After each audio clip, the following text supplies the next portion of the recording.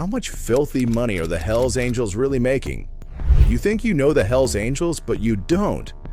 These outlaw bikers secretly built a billion-dollar empire by turning blood money into legit fortunes. Let's pull back the curtain and stick around, because once you understand the full picture, you'll never see this notorious group the same way again.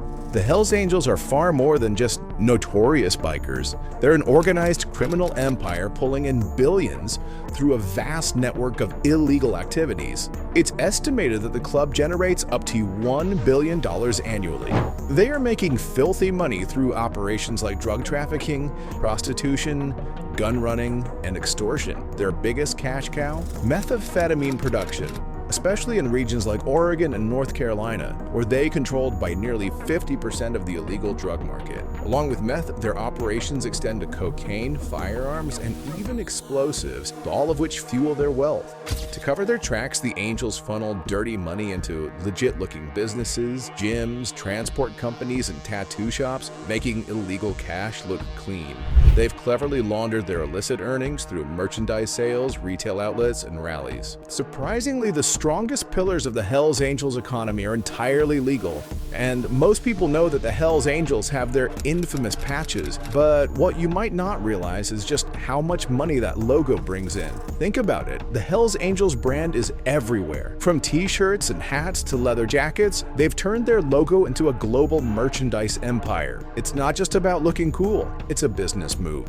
It all began in 1966 when the Hells Angels Motorcycle Club took a bold step, trademarking their name and iconic symbols. Fast forward to today, and they've built an impressive collection of 37 registered trademarks, each one protecting the legendary Death Head logo, the powerful Hells Angels name, and the cryptic 81 reference. The Death's Head insignia, with its chilling winged skull, was designed by Frank Sadalek, a former president of the San Francisco chapter. The Hells Angels aren't just protective of their image regarding making money, but they're fierce about it. The HAMC doesn't sit back when its name or logo is misused. They actively hunt down anyone who dares to infringe on their trademarks. Over the years, they've launched numerous legal battles, and they've won quite a few high-profile cases with compensation, from the 2007 lawsuit against Walt Disney Motion Pictures Group over their film Wild Hogs. Then there was the 2010 showdown with fashion designer Alexander McQueen, Saks Fifth Avenue, and Zappos.com for featuring the winged Death Head symbol on their clothing. And that's not all. HAMC has gone after Marvel Comics for their Hells Angels comic, Toys R Us for selling Death Head logo yo-yos, and even Amazon for hawking t-shirts that crossed the line. Notably, Redbubble was fined over $78,000 for unauthorized merchandise sales. It's clear protecting their intellectual property isn't just about keeping control, it's a way to fuel their business, turning legal victories into financial gains. The Hells Angels' money doesn't just come from merchandise. There's a much deeper layer to their financial empire, one that involves real estate deals, a stream of black money flowing through their holdings. While their clubhouses might seem like simple meeting spots, they're actually a cornerstone of the club's financial network, often serving as both social hubs and territorial markers. What's even more intriguing is that some of these properties are held by the Church of the Angels, a non-profit entity which raises a lot of questions about how the club manages to funnel money through these assets with possible tax benefits or hidden financial moves. The value of their properties can be seen through their following examples. The former Hells Angels Clubhouse in New York City on East 3rd Street. That building was sold for a mind-blowing $7.75 million. Meanwhile, in British Columbia, 3 clubhouses were seized in legal battles, one of which, a property in Vancouver, was valued at $1.58 million. And then there's the Kelowna Clubhouse, which was eventually sold to the city for $990,000.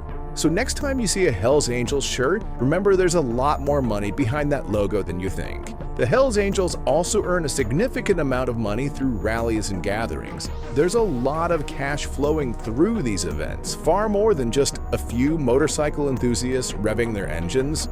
But how does someone break into this massive criminal empire? Drop your thoughts below. To become a full member, an aspiring Hells Angel must first prove their worth by progressing through a series of stages, starting as a hang-around, then becoming an associate, and finally earning the title of prospect. However, the road to being a prospect is no walk in the park. You must own a Harley-Davidson motorcycle, pay $100 per month in dues, and be prepared to perform menial tasks like cleaning the clubhouse, running errands, and attending club events.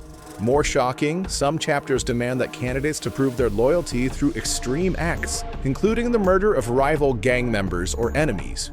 This tough, almost military-like initiation process ensures that only the most committed can rise to the ranks of full membership. For those who make it, the financial stakes are high. Prospect not only works hard for the club, but often contributes financially to the local chapter through dues and taxes. Some reports claim they pay up to 10% of drug profits to the organization. However, once they earn their full patch, members often enjoy the spoils of the drug trade, with some even owning luxury cars, mini estates, and other high-end possessions. But what does this mean for the club? Simple. It means they have a constant influx of cash from people eager to join the Brotherhood. But there is something a little darker: territorial control. This is where things get complicated. The Hells Angels run their territories like underground kingdoms. In every area they control, from bars and tattoo shops to drug corners, they expect payment, often called protection fees or street taxes. If someone refuses to pay, the consequences can be brutal. During the 90s Quebec biker wars, the Hells Angels fought to control Montreal's drug trade, forcing dealers to pay a 10% tax. Those who refused faced bombings and killings. In Berlin, tattoo shops that didn't pay were threatened too. Some even found animal heads at their doors. What you can see behind me is this Hells Angels clubhouse in downtown Stockton. You can see the caution tape that is up right now, and we've been watching those officers going in and out of that building all morning long. Some security guards still standing out in front. But go ahead and take a look at what it looked like when our camera first got out here at around 9 a.m. Dozens of CHP vehicles, but the Stanislaus County Sheriff's Office says it is heading this operation. Now, in a short statement, the Sheriff's Office revealed that the search warrants it got for this location and a location along Zinfandel Lane near North Quincy and Turlock were in relations to, quote, acts of violence involving outlaw motorcycle gang members. Each chapter of the Hells Angels acts like a local boss, collecting payments and making sure no one steps out of line. It's a system that brings in steady income and keeps fear alive. The Hells Angels economy, it's a global machine operating in over 60 countries with nearly 600 chapters. Their money flow works like a criminal franchise. Powerful chapters like Oakland often fund new or struggling ones, expecting a cut from future legal profits in return. They have mastered the art of international money movement. When one chapter has a major event or is dealing with legal expenses, other chapters often chip in to support. This solidarity ensures that the club stays united financially and organizationally. Law enforcement has been chasing the Hells Angels for decades, but cracking their finances? That's a whole different battle. Unlike typical criminal groups, the Hells Angels operate as a decentralized network, where taking down one chapter doesn't collapse the entire system. This structure makes their financial web hard to untangle. Still, authorities worldwide have shifted focus, zeroing in on the money that fuels the machine. From asset seizures to clubhouse takeovers, they're hitting hard. In 2019, the Netherlands banned all chapters and froze their assets.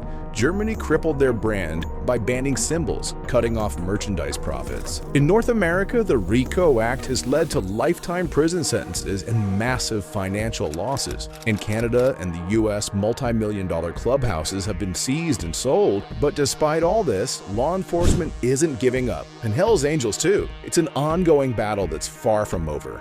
So, did this open your eyes to the financial workings behind the Hells Angels? Let me know in the comments below. Thanks for watching. Until the next chapter in the Outlaw Book.